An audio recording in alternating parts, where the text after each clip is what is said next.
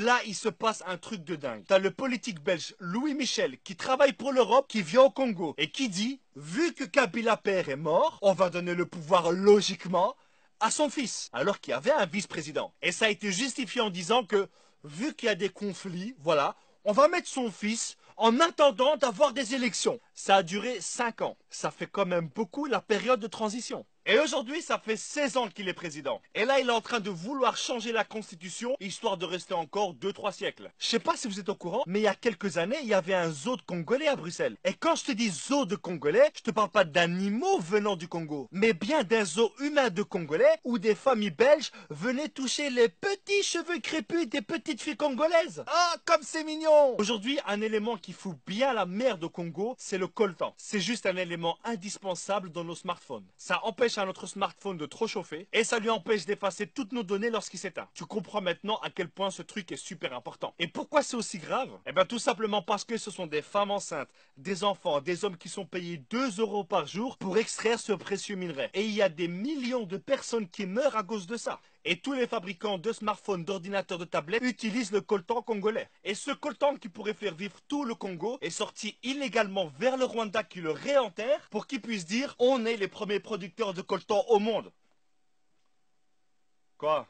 Tu commences à sentir comment elle pue cette histoire? On se demande bien à qui ça doit profiter tout ça. Aujourd'hui, ce magnifique pays qu'est la République démocratique du Congo est gouverné par des États, par des entreprises qui pensent que ce pays est un portefeuille. Et actuellement, il y a un génocide qui a déjà fait plus de 6 millions de morts, perpétué par des rebelles financés par des multinationales pour pouvoir piller le sol congolais. On est tous liés indirectement au Congo par nos smartphones. C'est vrai que cette vidéo ne va rien changer. Et là, il y a plein de personnes qui vont dire mais pourquoi est-ce que tu l'as fait alors? Bah parce que seulement le fait de savoir ce qui se passe là-bas, c'est déjà un pas qu'on fait. Et un petit pas en avant dans ce monde, aussi petit soit-il, c'est quand même le signe qu'on avance. Donc les amis, je vous invite à partager un maximum cette vidéo. Il faut que les gens soient au courant de ce qui se passe là-bas. Que les gens sachent ce qui se passe au Congo aujourd'hui, et d'ailleurs depuis des décennies, et sous l'indifférence générale. Merci à tous, et que Dieu bénisse la République démocratique du Congo. Et donc quand je parlerai de Congo, je parle évidemment de la République démocratique du Congo. Le Congo est le deuxième pays le plus riche au monde, et je te jure, ce n'est pas une blague, mais malheureusement, vu que les Congolais ne bénéficient pas de leurs propres ressources, bah du coup c'est le deuxième pays le plus pauvre du monde. Aujourd'hui ce qui se passe au Congo c'est complètement la folie. C'est scandaleux mais t'es pas prêt. Je dis aujourd'hui mais ça fait quand même un bon moment que ça dure. Tout ça a commencé avec l'ancien roi de Belgique aka Léopold II et la conférence de Berlin. Et le concept de cette conférence est tellement dingue que j'ai été vérifié pratiquement 100 fois pour être sûr que c'est pas un fait ou une légende. C'était une conférence où il y avait une énorme carte de l'Afrique, plein de pays occidentaux, tu sais des mecs avec des grandes moustaches et chacun choisissait une partie de l'Afrique. Chacun prenait ce qu'il voulait de ce continent dans le plus grand des calmes airs. Et évidemment, sans demander quoi que ce soit aux Africains. Et à ce moment-là, t'as Léopold II qui dit, bon, personne veut le Congo, c'est bon, je le prends. Je sais pas si tu te rends compte, hein, mais à lui tout seul, il a décidé de prendre tout le Congo. Et là, t'es en train de te dire, ah, je comprends. Et donc, le Congo appartenait à la Belgique à ce moment-là. Non! Il était roi des Belges, mais ça n'appartenait pas à la Belgique. Ça appartenait à Léopold lui-même. D'un côté, il avait son boulot de fonctionnaire de roi, et de l'autre, il avait sa petite épicerie de 2 millions de kilomètres carrés. Et c'est exactement à partir de ce moment-là que tout est parti en vrille au Congo. Il a commencé par mettre des entreprises pour prélever le caoutchouc, mais quand il avait besoin de terres qui malheureusement appartenaient à d'autres êtres humains, les négociations, elles étaient super simples. Je te donne 3 vélos, une casserole et tu me donnes ta terre. Et évidemment, si la personne d'en face refusait, c'était encore plus simple. Tu me donnes ta terre ou je te prends la vie. Et avec ses explorations, ses exportations, cette envie de richesse, il a à lui seul décimé pratiquement 15 millions de personnes. Ce qui représentait à l'époque quand même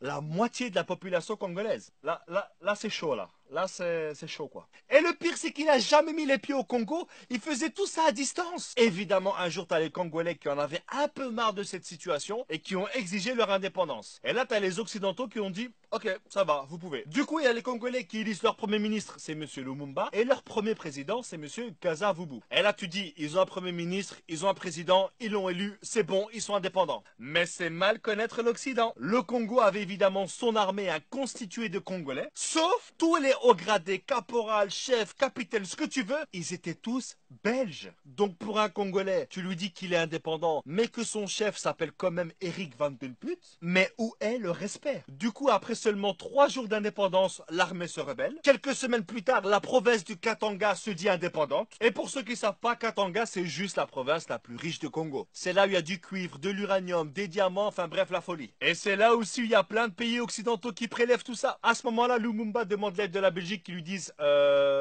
non. Mais en même temps, les rebelles qui voulaient que Katanga soit indépendante, eux, ils étaient soutenus par la Belgique. Et on se demande bien pourquoi, mais évidemment ceci Ça ne nous regarde pas. donc en gros, leur indépendance, elle a duré max 48 heures. Lumumba, qui n'était pas trop d'accord sur ce qui se passe au Congo, a demandé à la Belgique et à d'autres pays d'arrêter de voler leurs richesses. Et devinez quoi? Il a été tué. Mais ça, on commence à avoir l'habitude. Et l'officier qui a fait ça, il a gardé les dents de Lumumba dans son jardin, histoire de garder des preuves pour dire c'est moi qui l'ai fait. Ensuite, il y a eu Mobutu, et ensuite, il y a Kabila Père, qui, entre parenthèses, lui aussi s'est fait tuer dans des circonstances. Voilà, on n'a rien vu. On ne voit rien. On sait pas.